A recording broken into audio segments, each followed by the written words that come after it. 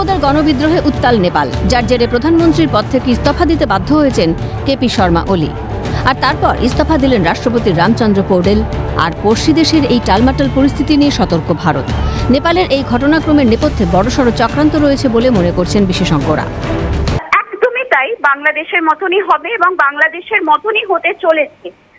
অদ্ভুতভাবে এই ট্রেন্ডটা আমরা দেখতে পাচ্ছি ভারতের সমস্ত যে পার্শ্ববর্তী দেশগুলো আছে সেখানেই হচ্ছে। মায়ানমার, শ্রীলঙ্কা, বাংলাদেশ, এই প্রত্যেকটা দেশে, নেপাল, সমস্ত দেশ কিন্তু সামহাও ভারতের জন্য এটা খুবই ক্রিটিক্যাল একটা সিচুয়েশন। মনির বলেছিল ভারতের আঘাত এবং ভারতকে অশান্ত পূর্ব সাইড থেকে করা হবে, এবং আমরা একইভাবে সেই টেমপ্লেটটা খুব পরিষ্কার হয়ে যাচ্ছে যে ভারতের নেপাল, বাংলাদেশ, মায়ানমার এবং তিব্বত, এই কমপ্লিট এরিয়াটা কিন্তু ভারতের পূর্ব।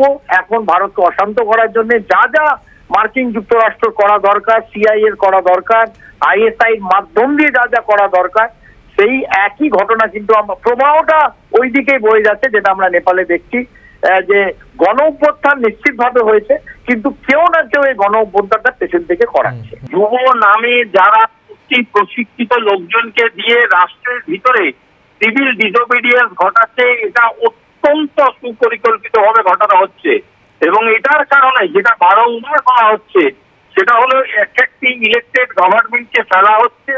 সেই ইলেক্টেড গভর্নমেন্টকে ফেলার পরে সেই জায়গাটাকে টেরিটোরিয়ালি অকুপাই করা হচ্ছে, এবং তারপরে সেই সিভিল ডিসোবিডিয়েন্সের ফায়দা তুলে সেখানে একটা অশান্ত পরিবেশ ঘোষিত করে সেখানে বিদেশি কিছু বিশেষ শক্তি সেখানে ঢুকছে এবং সেই জায়গাটাকে অকুপাই করছে। পড়শি দেশের এই ঘটনাক্রম নিয়ে উঠেছে একাধিক প্রশ্ন। ভারতের প্রতিবেশী রাষ্ট্রে অশান্তির আগুন কেন? শুধু 26টি সমাজ মাধ্যম ব্যবহারে নিষেধাজ্ঞাতেই বিদ্রোহ, নাকি দ্রোহের আগুনের নেপথ্যে অন্য কোনো কারণ? প্রশ্ন আন্তর্জাতিক মহলের। ক্যালকাটা নিউজ।